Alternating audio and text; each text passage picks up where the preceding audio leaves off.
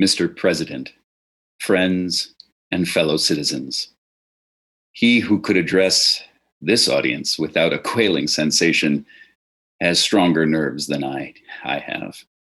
I do not remember ever to have appeared as a speaker before any assembly, more shrinkingly, nor with greater distrust of my ability than I do this day.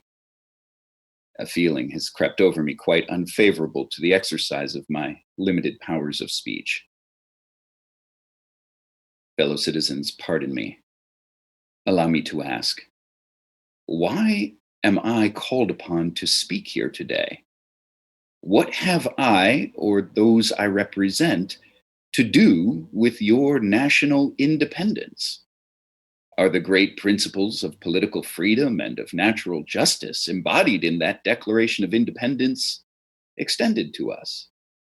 And am I therefore called upon to bring our humble offering to the national altar and to confess the benefits and express devout gratitude for the blessings resulting from your independence to us? Would to God, both for your sakes and ours, that an affirmative answer could be truthfully returned to these questions. Then would my task be light and my burden easy and delightful. But such is not the state of the case. I say it with a sad sense of the disparity between us. I am not included within the pale of this glorious anniversary. Your high independence only reveals the immeasurable distance between us. The blessings in which you this day rejoice are not enjoyed in common. The rich inheritance of justice, liberty, prosperity, and independence bequeathed by your fathers is shared by you, not by me. The sunlight that brought light and healing to you has brought stripes and death to me. This 4th July is yours, not mine. At a time like this, scorching irony, not convincing argument, is needed. Oh, had I the ability and could reach the nation's ear, I would today pour out a fiery stream of biting ridicule, blasting reproach, withering sarcasm, and stern rebuke. For it is not light that is needed, but fire. It is not the gentle shower, but thunder. We need the storm, the whirlwind, and the earthquake. The feeling of the nation must be quickened. The conscience of the nation must be roused. The propriety of the nation must be startled. The hypocrisy of the nation must be exposed, and its crimes against God and man proclaimed and denounced. What to the American slave is your 4th of July? I answer, a day that reveals to him more than all other days in the year the gross injustice to which he is the constant victim. To him, your celebration is a sham, your boasted liberty an unholy license, your national greatness swelling vanity. Your sounds of rejoicing are empty and heartless, your denunciations of tyrants brass-fronted impudence, your shouts of liberty and equality hollow mockery, your prayers and hymns, your sermons and thanksgivings, with all your religious parade and solemnity, are to him mere bombast, fraud, deception, impiety, and hypocrisy. A thin veil to cover up crimes which would disgrace a nation of savages. There is not a nation on the earth guilty of practices more shocking and bloody than are the people of the United States at this very hour. Go where you may, search where you will, roam through all the monarchies and despotisms of the old world, travel through South America, search out every abuse. And when you have found the last, Lay your facts by the side of the everyday practices of this nation, and you will say, with me, that for revolting barbarity and shameless hypocrisy, America reigns without rival.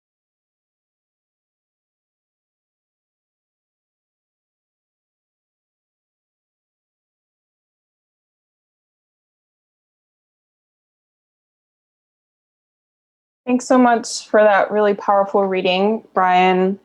Hello, all, and welcome. I just want to take a minute to give thanks to everyone joining us from all over the world. I know that we already have over 1,000 people joining us today. I am Marianela Brile. I am a member of the National Political Committee of the Democratic Socialists of America. And again, I just want to welcome you all to this year's virtual Socialism Conference. It's really heartening to see so many of you coming together today to take the time to learn from each other and bolster ourselves for the continued fight for a socialist world. Before we get started, I just want to take a minute to thank the organizers and sponsors of the Socialism Conference, the Democratic Socialists of America, Haymarket Books, and Jacobin Magazine. I also want to give a very special thank you to Verso. They've been incredibly supportive of the conference this year and are streaming one of the sessions on their YouTube channel. And you can find out more about all of these organizations by clicking on the links posted in the live chat. This moment has made so clear the need for independent socialist politics, so we encourage you all to support Haymarket, subscribe to Jacobin, and join DSA. And if you're in a position to do so, please make a donation to support the Socialism Conference so that we're able to continue providing a space for political education and bringing socialists from around the world together to learn from and with each other. No donation is too small, and there will be information displayed on your screen and posted in the YouTube chat about how to donate. This video here will be recorded and available for viewing on the Socialism Conference website. And if you haven't already, please subscribe to this channel, like this video, and share it with as many people as possible. So before we begin, I just have a few housekeeping items. We're moderating the live chat, but we can't guarantee that everyone will observe our community guidelines. So people who violate these guidelines will have their comments deleted as quickly as we're able to do so. With so many people joining us today, we might need your patience if we have any technical issues. If your stream gets choppy, it might help to reduce your image quality, and we'll give instructions on how to do that in the chat. And if the YouTube feed is interrupted for any reason, you might need to navigate back to the Socialism Conference website or the Haymarket YouTube page, and the feed should resume there in case there is an interruption. I want to give a special thanks to Maggie Rumfelt, who is live captioning this event. And now I will hand it back over to Brian Jones. Brian is a longtime educator and activist in New York City. He writes about Black education history and politics, is a board member of Voices of a People's History of the United States, and works at the Schomburg Center for Research in Black Culture. Brian will be introducing our speakers and starting off our discussion. Thank you. Hello, everyone. I'm Brian Jones. I'm thrilled to welcome you to the opening plenary of the Socialism 2020 conference, Racial Capitalism and Crisis. The crisis we're living through is actually multiple unprecedented overlapping crises of health, of the economy and unemployment, and certainly of politics. And at the same time, we have an equally unprecedented social movement erupting in the US in the form of a national uprising against racist police murder. So here to talk about these things, about these crises, how they're unfolding, and what we can do about them are Grace Blakely and Robin D.G. Kelley. Grace Blakely is an economist, a commentator and journalist, staff writer at Tribune Magazine, and author of Stolen: How to Save the World from Financialization. She also sits on the National Policy Forum for the UK Labour Party. Robin D.G. Kelley is a historian and the Gary B. Nash Professor of American History at UCLA. He's the author of a number of books, including Hammer and Hoe, Alabama communists during the Great Depression, as well as race rebels, culture, politics, and the Black working class. Let's start with opening remarks from each of you. Grace, do you want to go first? Oh, we can't hear you. Can you hear me now? Yes. Great, cool. So I was just going to talk a little bit about the links between the centralization of capitalism, so kind of monopolization, with financialization and imperialism, and how these generate crises. And really, I think we can argue that the crisis that we're experiencing today is one that is generated by the internal dynamics of the capitalist system, rather than what kind of mainstream economists would have us believe, which is that this is an exogenous shock generated by the natural environment, which has disturbed an otherwise kind of stable process of production. In fact, many of the trends that we're seeing emerge as this crisis progresses. So, for example, the massive dominance of some of the largest firms, firms like Amazon, for example, and their growing market power, the imperialistic relationships that structure both global production and the circulation of capital, which is now imposing a huge debt crisis on the global South, and the close links between states, the finance sector, and large businesses, and the way in which states' kind of intent on supporting capitalist production have, in its kind of imperial manifestations, have made available unprecedented amounts of resources to support ongoing capital accumulation. So I think basically, to kind of talk about this theoretically first from the kind of Marxist perspective, we can then look a little bit into how this is actually playing out empirically today. So obviously, Marx talks about how as the scale of production increases under capitalism, more capital is necessary upfront to begin a kind of cycle of turnover of capital, so from M to C to M. The fact that more capital is needed strengthens the links between business, which undertakes production, and finance, which manages that capital that is advanced to business. So you get kind of financialization in the corporate sector.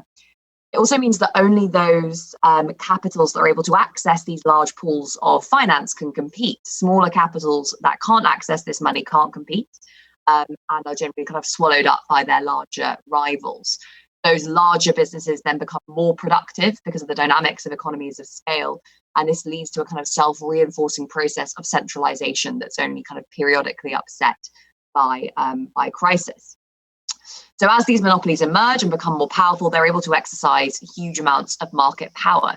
Now, there are various ways they can use this market power. Either they can push up prices, in which case they are kind of rentiers. They are benefiting from extraction from consumers, for example, and this pushes up prices. But this is actually the exception rather than the rule. A lot of very kind of centralized forms of production, a lot of monopolies provide goods and services provide goods at the cost of production. Instead, they generate their profits on the cost side, and they do so by, for example, pushing down wages, so benefiting from hyper exploitation, and avoiding other obligations, for example, taxation. So altogether, this generally means profits are much higher. Where do these profits go? Either they're reinvested in expanding production, or if profits can't be generated from the expansion in production, we'll come back to that later, then they'll often use for non-productive investments. So, for example, share buybacks, mergers and acquisitions, or just significant payments of dividends to investments. And these investment patterns and actually the generation of profits aren't neutral. They reflect the logic of imperialism. The multinationals and the scale of production tends to increase initially, obviously, in the capitalist core, because this is where the capitalist system initially kind of takes hold. And these multinationals that emerge in the core are able to kind of grow up and in these core countries, and then kind of spread their tentacles all over the world, and in doing so are able to extract value from the periphery, which then upsets the development of capitalism in those other economies. That's the first process that Marxists talk about frequently. But in the era of financial globalization, we're also seeing a second form of imperialism, which is a form where even the capital that is generated in the periphery flows out of the global south and into the financial systems of the global north, often via tax havens. And this kind of completes this imperialistic circuit of capital. And of course, when you think about how these profits are generated, large international monopolies that provide goods and services at kind of low cost to consumers, for example, the big tech monopolies, where do they generate their profits? Well, if it's a firm like Apple that generates most of its profits from commodity production, it's hyper exploitation further down the value chain that facilitates kind of higher wages for kind of workers in the core. But it's also, but also the ways in which this capital is reinvested reflect the logic of imperialism as well. What we're increasingly seeing today is the profits of large multinational corporations being used to buy up other assets. So this is a kind of the epitome of financialization, in that many of these large corporations are effectively acting like financial institutions, in that they're using their own profits to buy up assets in lots of different parts of the world. And that also reflects the logic of imperialism. And of course, many of these profits stem from the reduction in tax liabilities associated with the ease with which these companies are able to avoid taxation. So, these dynamics of imperialism, financialization, and monopolization create tendencies towards crisis. So over the long term, there is the structural trend, which is as the scale of production increases, the amount of labor used in the production process falls, which creates huge kind of structural issues at the level of the global economy. And we're seeing that today, where actually the global labor force is, according to the International Labour Organization, actually shrinking, which is pushing a lot of workers in the periphery into the euphemistically termed informal sector, and also creating all sorts of pressures on waged workers in the periphery, as well as to a certain extent on workers in the core as well. But there are also periodic crises associated with these cycles of investment and the business cycle. And especially when there's lots of profits, when there are a lot of profits being generated, not a lot of new investment opportunities. And that's kind of exactly the point at which we found ourselves when the pandemic hit. We'd had a decade of stagnation in the global economy. Really, the only thing that had kind of brought the global economy back to, had kind of facilitated the recovery, was a stimulus program introduced by China in the wake of the financial crisis. And that had really driven a lot of the growth that we'd seen in the 10 years since then. Because in the core, we had stagnant productivity, we had low levels of investment, high levels of debt, which were kind of dragging down on demand. And the only thing that was really keeping these economies going was the state providing huge amounts of support to the finance sector and indirectly to businesses through quantitative easing.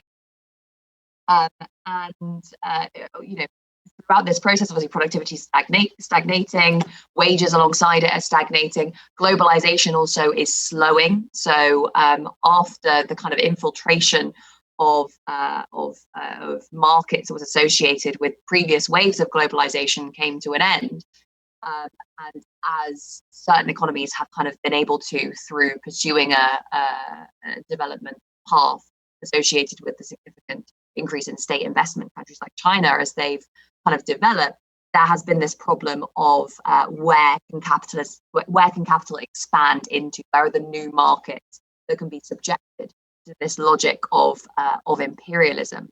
And increasingly, it is looking as though those new potential markets, the kind of new bricks and new mints, are not as obvious, and that's again creating a kind of structural constraint on the investment opportunities available.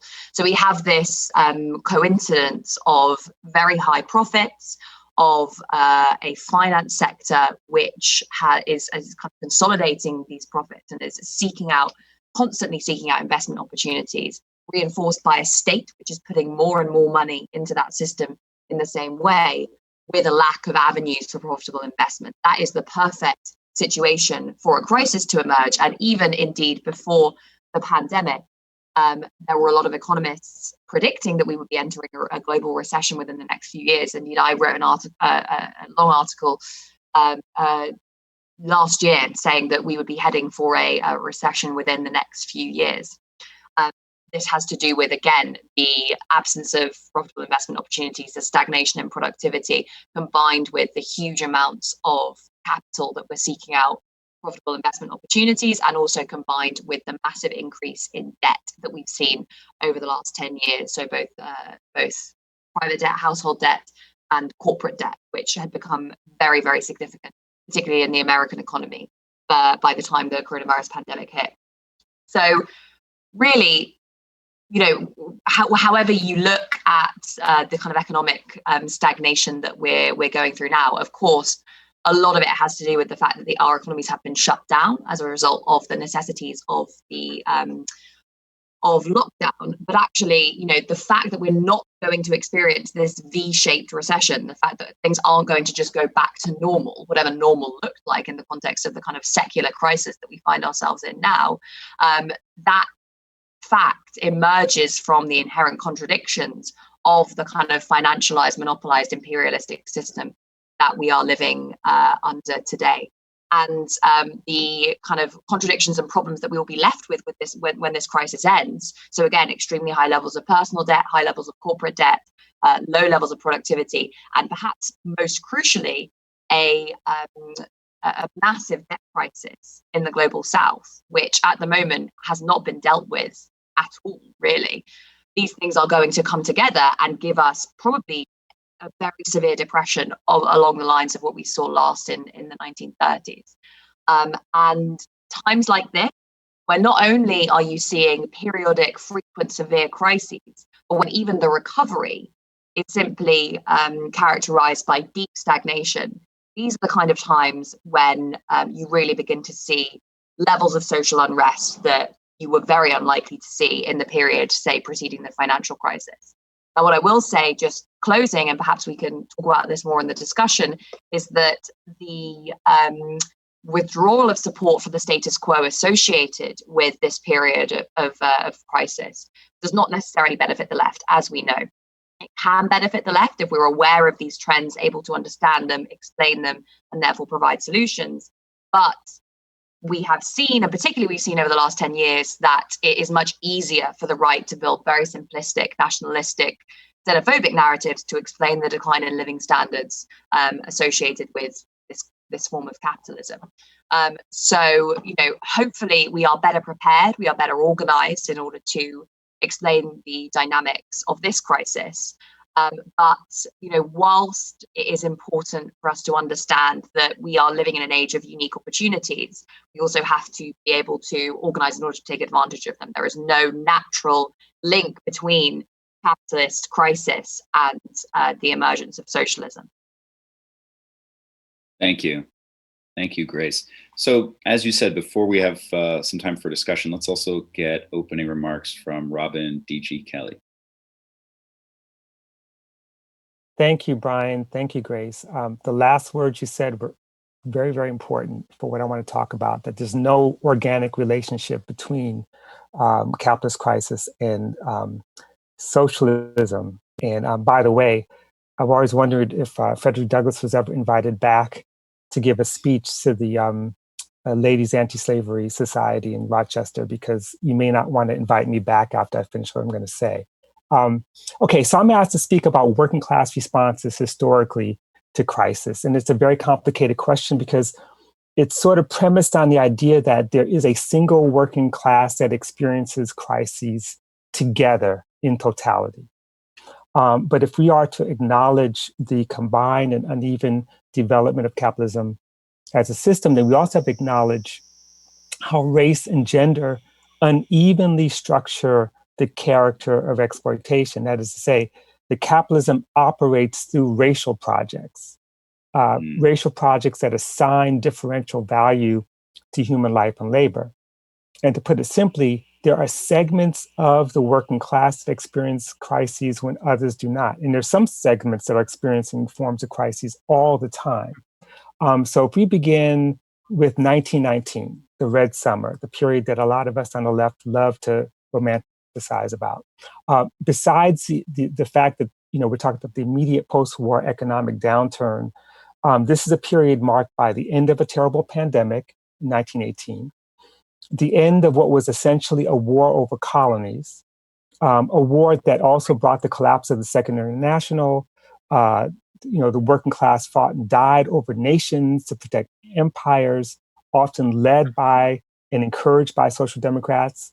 A tiny segment of that class, with the exception of the Russian Revolution, which I'll say something about, actually went to jail because they held on to the internationalist socialist idea. There's the Russian Revolution, which birthed the Third International, which today is probably the most consequential international in history. And yes, come back to the United States, and we see all these promising moments: the Seattle General Strike, the Great Steel Strike of 1919, the birth of a communist movement in the US, though weak and divided, it just erupted. But let me point out two things more about this period. One, that the largest workers' revolts in this period of 1919 were not necessarily in Europe, but also in the colonies. We don't talk about that, about places like Trinidad, Johannesburg. Also in this country, Red Summer meant vicious racial violence, outright massacres of Black workers, perpetrated often by white working people. Charleston, Cleveland, Longview, Texas, Chicago, Knoxville, Washington, D.C., before East St. Louis in 1917, after Tulsa in 1921. We can go on. And this is the high point of Black radicalism. You have the formation of groups like the African Blood Brotherhood and various Black socialist organizations, but the potential for a truly revolutionary movement in the Red Summer of 1919 was demolished, not simply by A. Mitchell Palmer or repression or capital, but demolished in part by white working class support for white supremacy, by racial pogroms, by the growth of the Klan. So let me talk about a couple other moments. The official end of Reconstruction in the United States occurs in 1877, which is also the year of the Great Railroad Strike. One of the moments where people thought of St. Louis or Cincinnati as like the Paris Commune. The great Black socialist Peter H. Clark was one of the leaders of these strikes. There was a flourishing movement in the South after 1877 of biracial and multiracial working class movements, the Greenback Labor Party, the Knights of Labor, but it collapsed, with the triumph of white supremacy. It collapsed as through the consolidation of white supremacy through disfranchisement, lynching, the violent crushing of the last vestiges of Indian sovereignty, the imperial rule in Hawaii, in the Philippines, and Puerto Rico. And remember, the decade of the 1890s is a decade beset with recession and depression. We go back to the 1930s. It's our favorite time, the period when we tend to romanticize the left, and I wrote about the 30s. It's the heyday of interracial working class radicalism.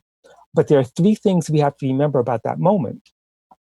One, what made the Communist Party different, because the Communist Party was the most vibrant, successful left formation in the 30s. What made them different than any other socialist party in history up to that point, was that they made anti-racism central to their agenda. They refused to treat Black workers or brown workers or indigenous workers as just any kind of worker. And they actually refused, at least initially, to forgive the racism of white workers. Secondly, and this is tied to this, the biggest mobilizations didn't necessarily center around issues like relief or jobs, but in defense of the Scottsboro Nine, the Scottsboro Boys. In the 1930s, was also characterized not just by multiracial insurgencies against capital.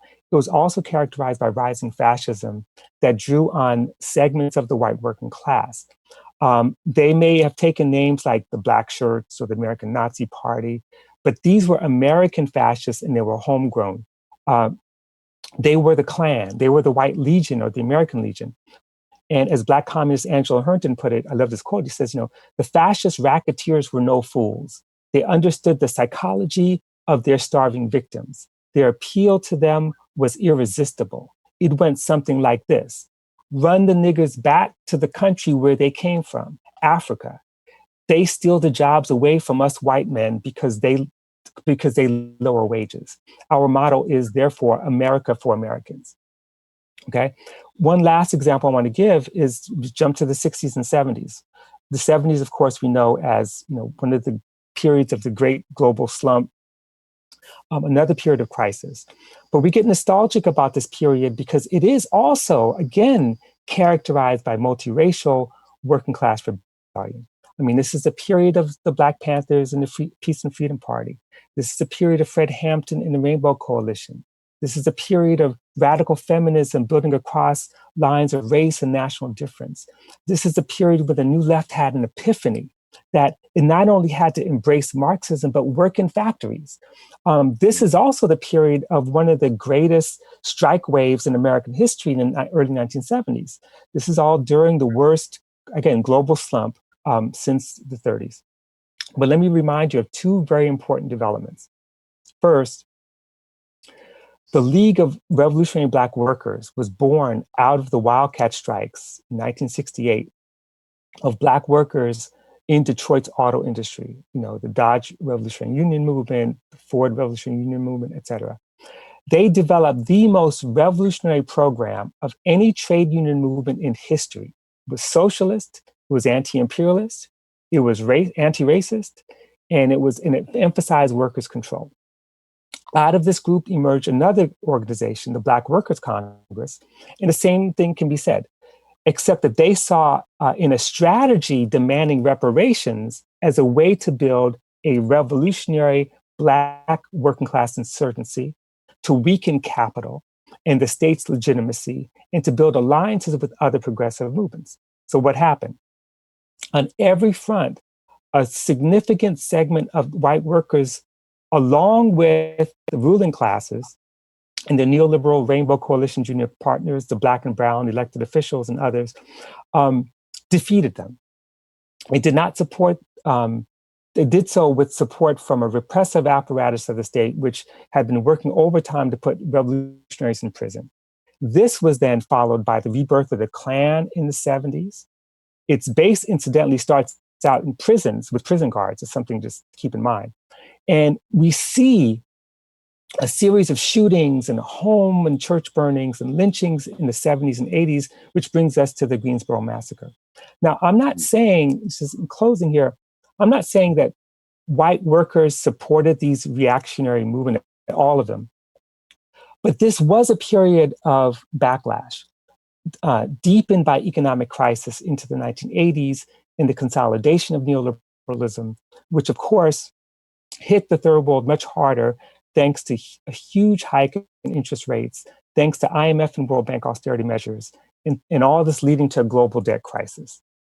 At home, we get anti-affirmative action, anti-immigrant organizing, an anti-tax movement, which helped keep the white suburban dream afloat for some, not everyone, and to preserve some wealth accumulation for a segment of the white working class.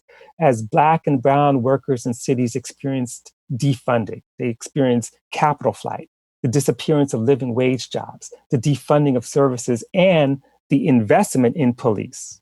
So they had don't defund, invest, divest, invest experience. Now, I'm not trying to dampen the excitement for the current rebellion and possibilities for struggle for a socialist future, nor am I blanketly condemning white workers. But if we have, and this is my inspiration for this, if I have to read another article chastising Black Lives Matter and other Black-led anti-racist movements for not being sufficiently anti-capitalist, or calling on them to embrace a new humanism and rise out of their identity silos, I'm gonna scream.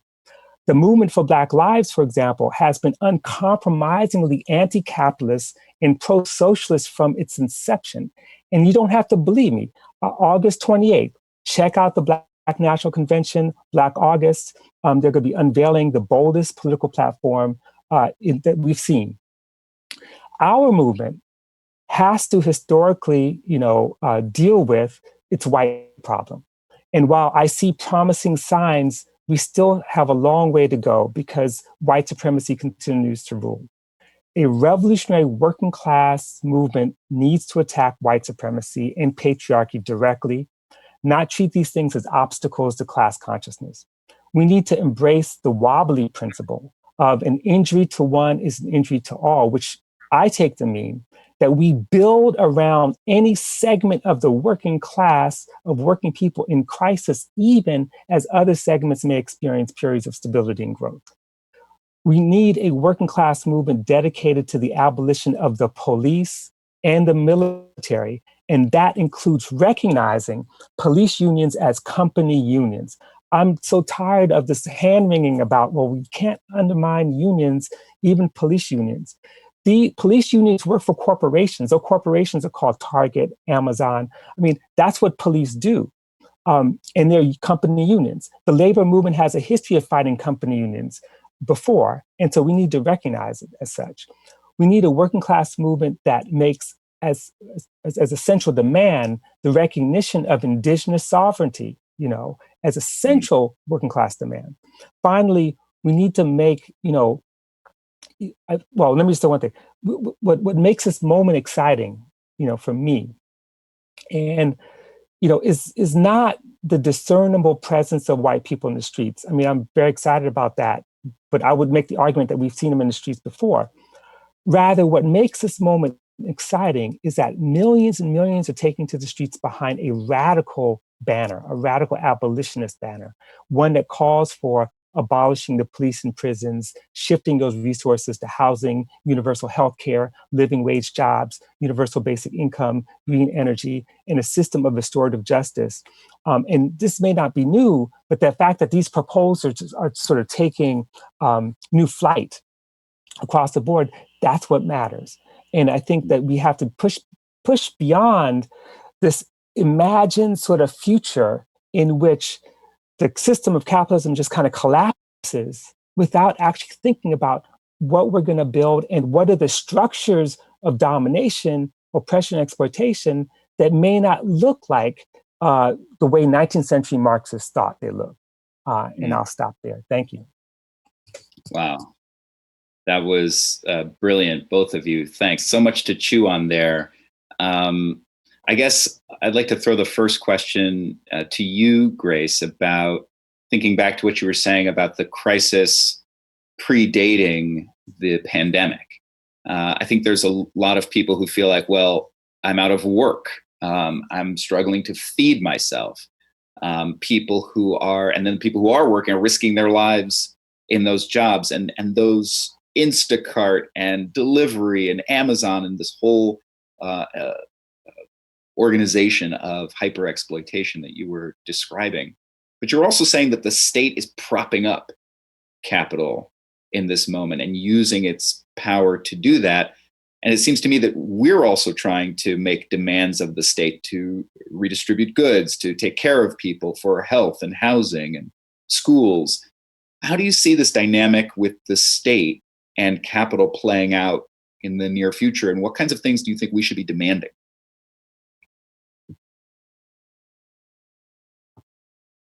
Yeah. Oh. Muted again. Sorry.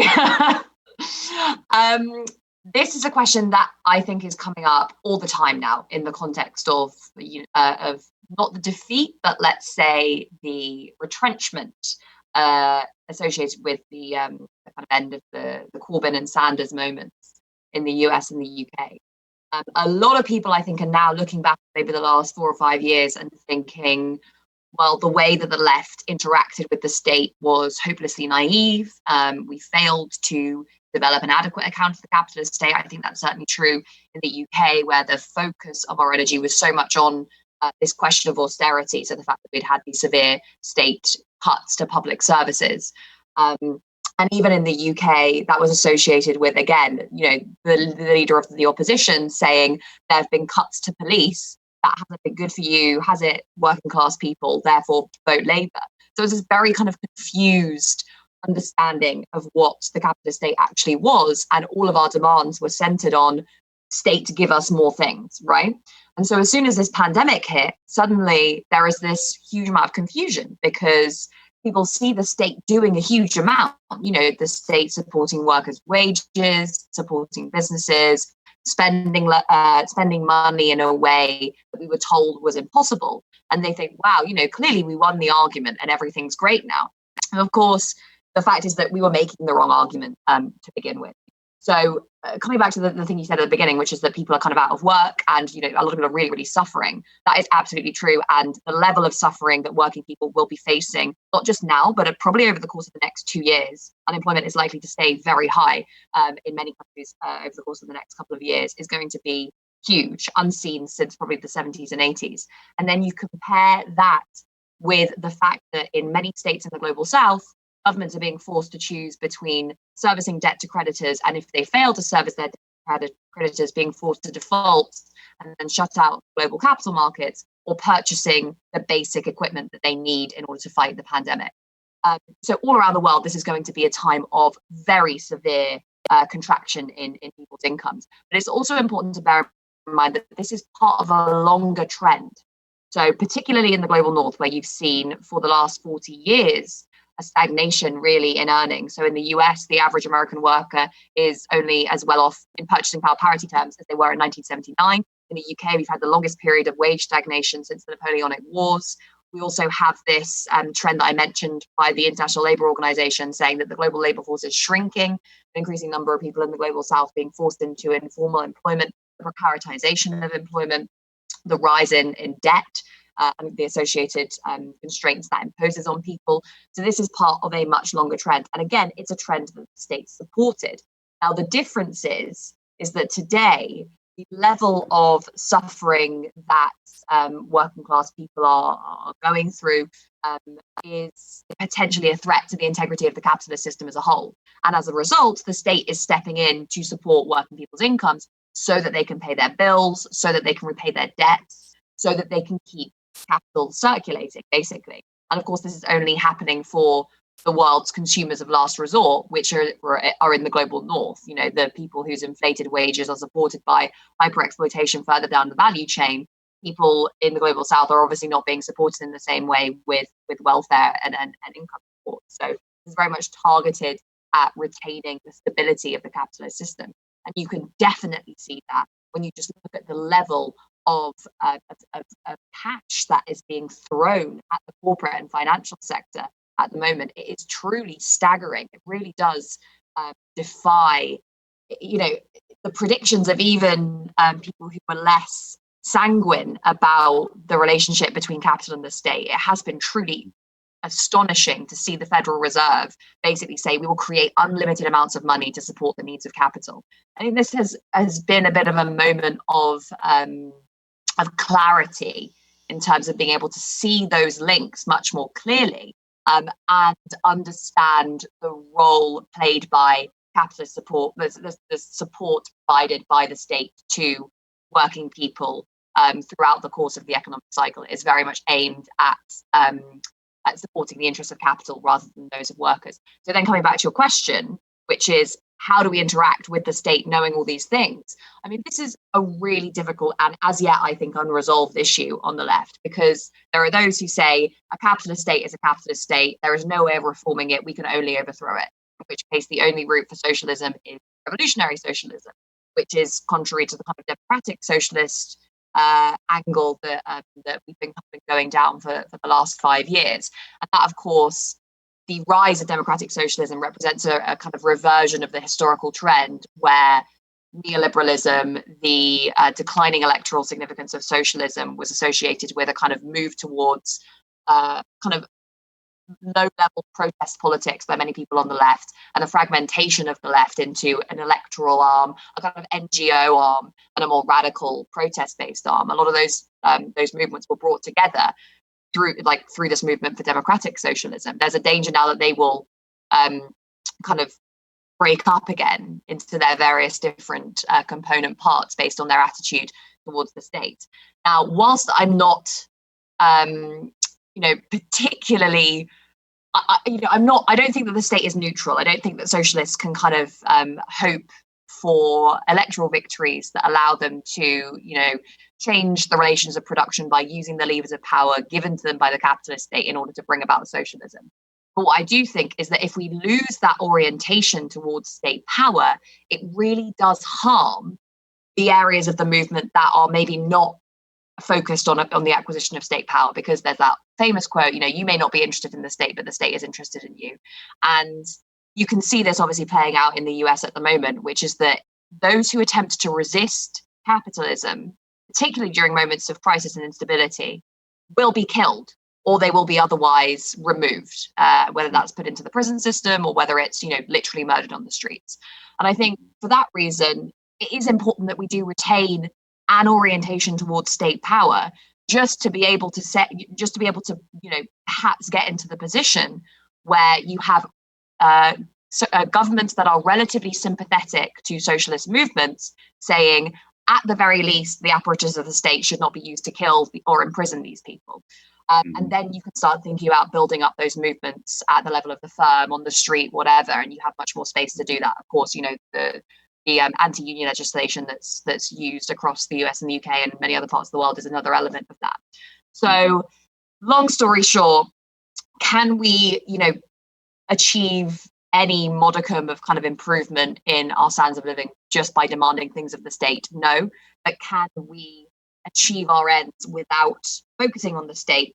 I don't think so. Okay. Let me throw a question to you, Robin. I was thinking about what you were saying about an injury to one is an injury to all. And the meaning of solidarity, it occurs to me, is that you care about the injury to one. You don't just campaign about the injuries to all, you do something about the injury to one. And in this case, there really is an inciting one. The murder of George Floyd brought people into the streets in an unprecedented way, in a clearly Black-led uprising.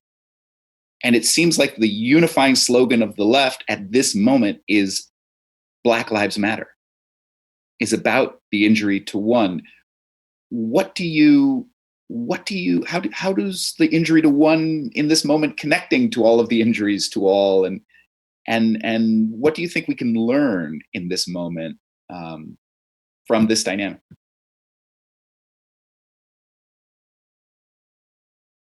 Unmute myself. Okay, there we go. That's a very, very, very good question and a very important one. So I want to be clear that that in this particular instance, the injury takes the form of racialized state-sanctioned violence. And this is a movement that is, it's not just a lot of white people, but just all across the board, Black, Brown, Asian Pacific, South Asian, Indigenous people are coming out around this. But it's not unprecedented. And I just want to emphasize this, that nor to me was it unexpected. If you look throughout history, like I mentioned in my 15 minutes, the world literally rallied around Free the Scottsboro Boys. The Scottsboro Nine were not communists. They were not activists. They were just ordinary Black working people who got swept up by the police and were almost lynched on the false claim, which is a common false claim, that they raped these two white women.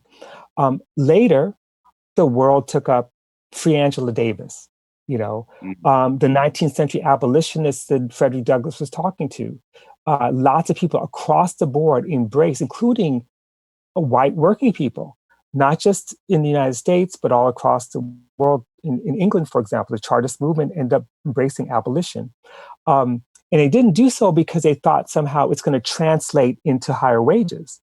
They did so because they saw something that was a crime of the state against human life.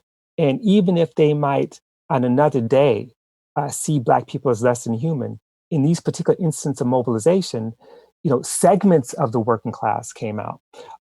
In the 1970s and 80s, Death to the Klan was a rallying cry, and the foundation for the John Brown Anti-Klan Committee. So there are two lessons here I think we could learn. One, more often than not, people will mobilize against this kind of violence. And secondly, it's the vast majority of white working people, I would say, may not And why they won't is a lesson that we have to learn. In other words, why can't we get everyone to support? Because the majority of white people in America don't support George Floyd. I mean, there are people who are the recent story about a athletic event where some other white kids are saying, you need to George Floyd that cat, I mean, that's the language that we're getting, not necessarily the glorious language of MSNBC, right? So if you read Stuart Hall's 1988 book, and I'm glad Grace is here because maybe, she could give me some insights or disagree. I think that he understood something in the book that he wrote called Hard Road to Renewal, Thatcherism and the Crisis of the Left, which gives us some answers. He took the British Marxists to tasks in the labor movement for failing to understand how Thatcherism incorporated and then neutralized popular discontent by tapping into white racism, into masculinity, into the unresolved psychic trauma of the end of empire. In other words, to make Britain great again, meant restoring the old order of Anglo-Saxonism, racialized patriotism, heteropatriarchal authority. And Hall was arguing that, that if you understand the working class of the 20th century, the late 20th century, has been recomposed. It's not unified. It's not homogenous. It's divided by race, gender, and is fractured. And this is our problem. Our problem is that a lot of Marxists acknowledge these divisions, but see them as identity politics or chimeras or false consciousness. And this makes it impossible to see class rule not as a single class, but an historic bloc that can incorporate both elements of finance and industrial capital and the working class. That is to say that there are white people who are saying we need more police, we need more repression and more violence. And those are the ones we have to talk about. Not so much that we can bring them over to our side, but we have to understand that if historic blocks frame or shape the way we move forward, I totally agree with Grace that the question of state power has to be on the table. But state power doesn't necessarily mean that it is one whole unified working class. It is fractions, elements fighting over very specific aspects of state power. Sometimes it takes the form of running for district attorney and trying to control the criminal justice system. Other times it takes the form of trying to challenge forms of financialization or expand the welfare state in an environment where the welfare state is seen as like a racialized project of handouts, right? And we have to even change the discourse on what the social wage is supposed to do and for whom, to distinguish between the kind of phony undeserving versus the deserving, where the state could pass out huge amounts of money and subsidies for private housing and for corporations and for suburbanization, but then, a little pittance for aid to families that don't have other forms of income is somehow seen as a burden on taxpayers and a burden on the state that's undue. Mm-hmm. Yes. Grace, in your remarks, you also spoke about imperialism and about the rivalry and competition with China. Seems to be one of the kind of sharpest rivalries emerging on the national stage, and it has been for a while. Among others, how do you see the crisis playing out in terms of the question of nationalism and scapegoating and xenophobia and war?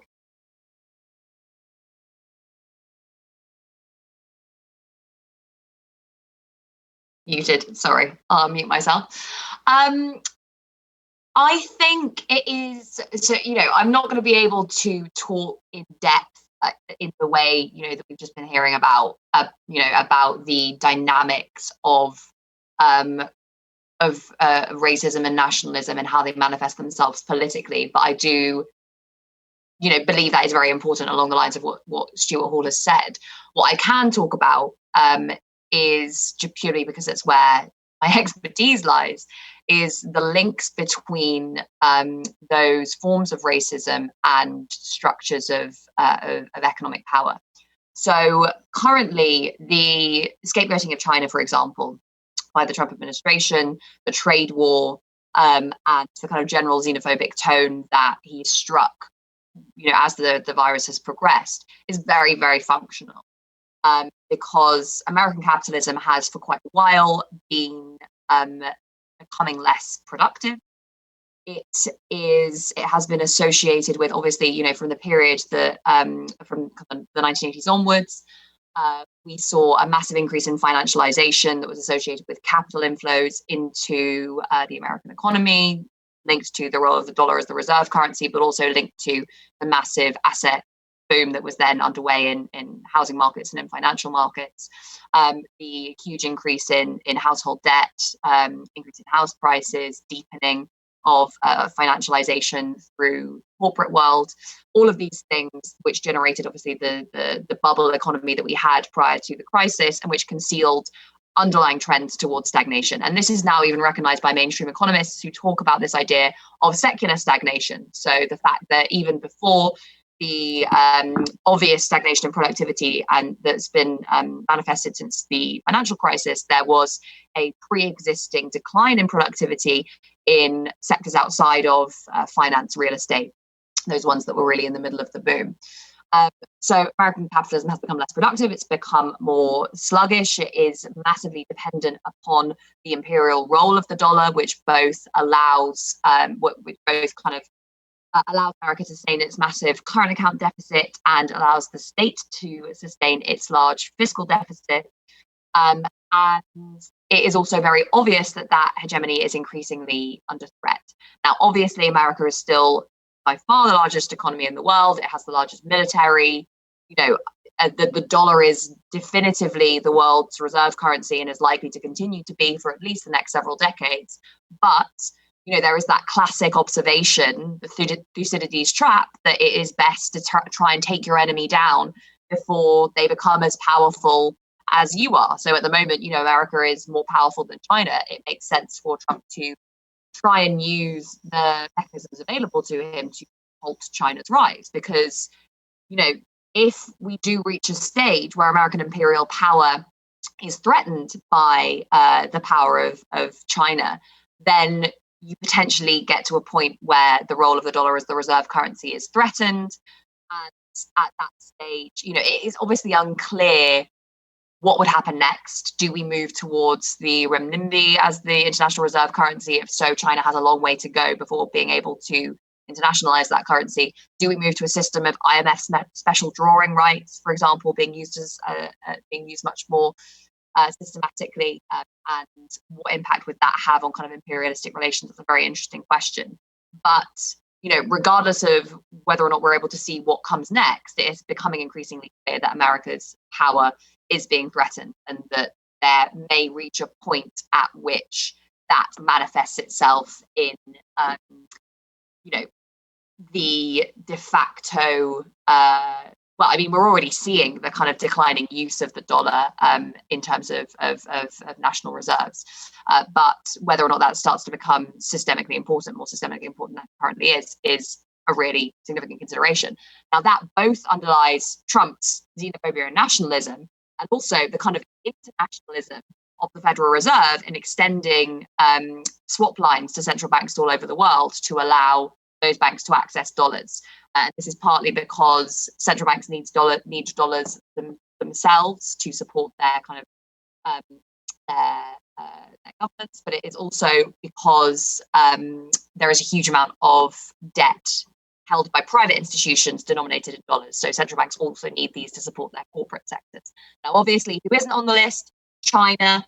And Adam Too's a very interesting article talking about how if the Chinese state needed to access dollars, it has a huge pot of dollar-denominated assets. That is the debt of the US government. Was the Chinese state to sell US treasuries en masse in order to get access to dollars, that would have a really significant role.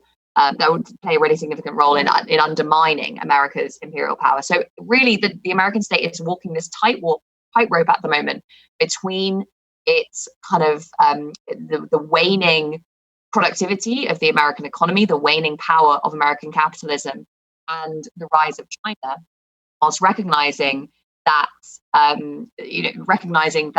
Trump's power rests on his ability to stoke these nationalistic tensions. That kind of jars with the recognition that actually American imperial power rests on forms of internationalism, like, for example, the Fed's ability to provide swap lines, which maybe, doesn't fit with Trump's rhetoric. So, yeah, I can see the ways in which, I think it's very obvious the ways in which the rhetoric that we're seeing at the moment is functional to the reproduction of capitalist power relations. And that even, goes without saying all the dynamics that we know exist, particularly in the American economy, about the huge amount of basically free labor that is provided by African-American populations, the massive differences in wages between white and black populations, the accelerated exploitation of black populations, and the functionality that plays in the reproduction of American capitalism. So without wanting to kind of reduce these things to a kind of functionalist understanding where you say, obviously there's racism because racism is functional to capital. Obviously those things can't be reproduced without drawing on pre-existing tropes and narratives and constructs that exist, psychologically, sociologically.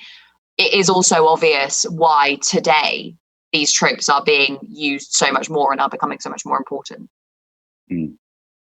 Well, actually, that's an interesting point. The role of racism, its connection to capitalism.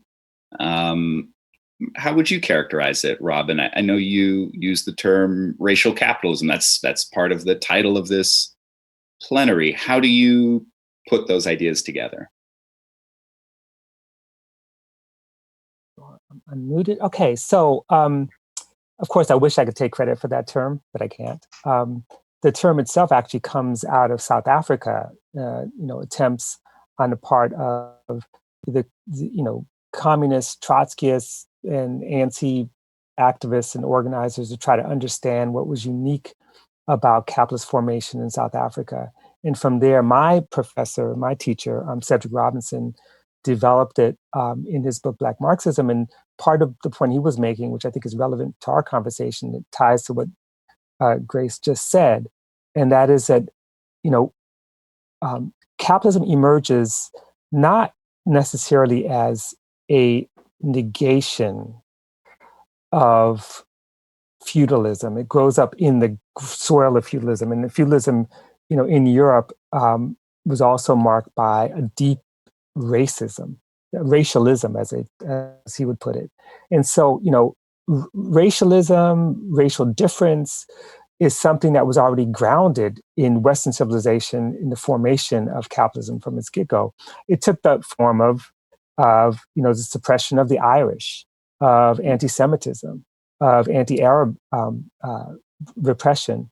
It took the form of basically recognizing that difference is not sort of like a neutral, curious thing, but capital builds on segmenting, populations and marking some for forms of exploitation and others not. So in other words, racialism pre-existed capitalism, and in like any dynamic form, it's not archaic. It continues to exist and take on various forms itself. But the most important aspect, I think we have to always keep in mind, and I kind of said this at the beginning, that that capitalism operates through racial projects, and these racial projects basically assign value through difference.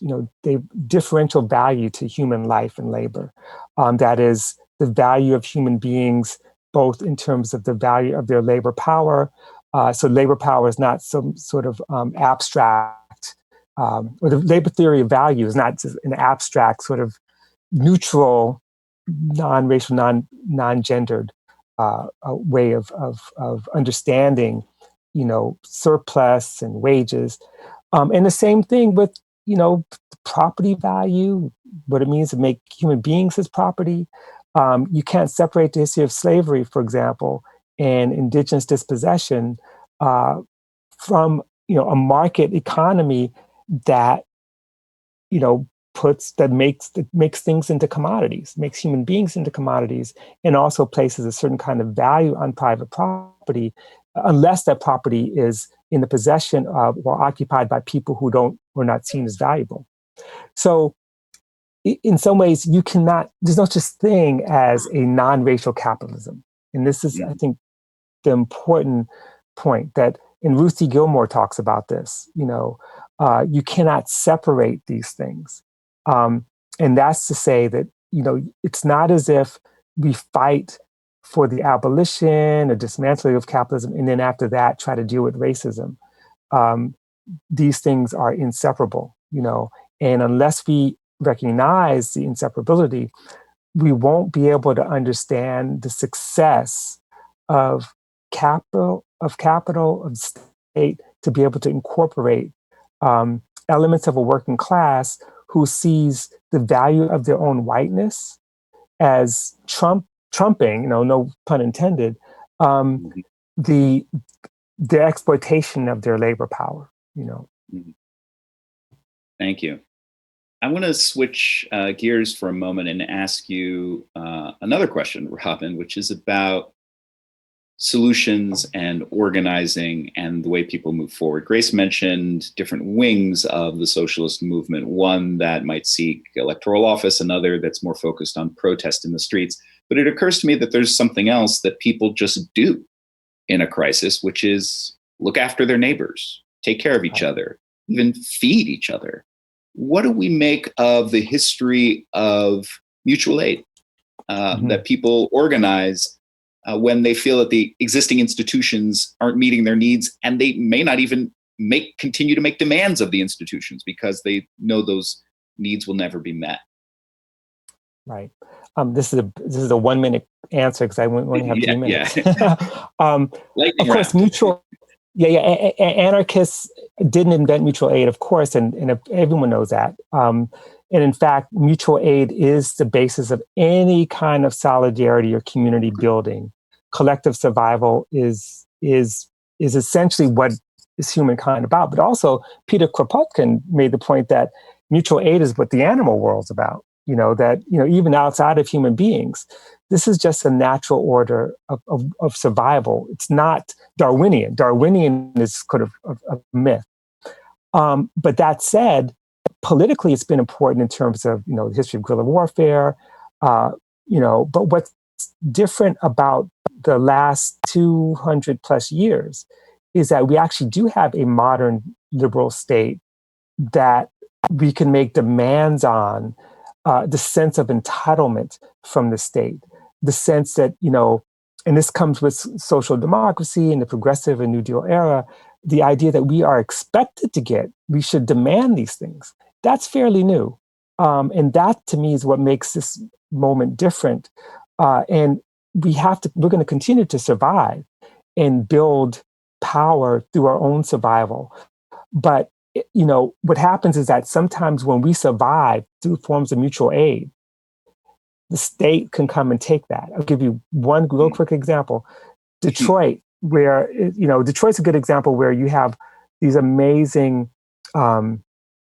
community-based farming, taking the empty lots and the places left by capital flight and transformed into gardens and, trying to deal with food scarcity. And these, through forms of state power, eminent domain, all kinds of things, can transform these commons into private property. So that even the defense of mutual aid is a struggle to try to create a new commons. So in 10 seconds, if we think of mutual aid as not just survival pending revolution, but also making the conditions of revolutionary transformation through the formation of new commons, then it takes on, I think, a really significant role in the future. Okay, thank you both. That was really brilliant. Grace Blakely and Robin D.G. Kelly, thank you so much for those answers and your brilliant remarks. And thank you for joining us for this plenary session as part of Socialism 2020. And actually, the conference continues for the rest of the day today. There's more coming up. We're going to take a 15-minute break right now, and we'll be right back here with 3 talks streaming simultaneously. The titles are Reparations for Slavery and Settler Colonialism, Toward a Green New Future, And the third is socialist organization and the capitalist state. You can view all three at the Socialism Conference website, socialismconference.org. Thank you, speakers. Thank you.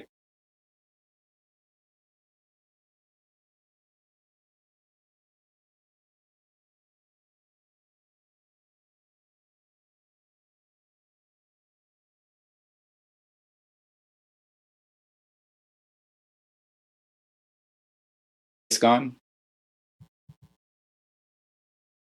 Yeah, they have left. Okay.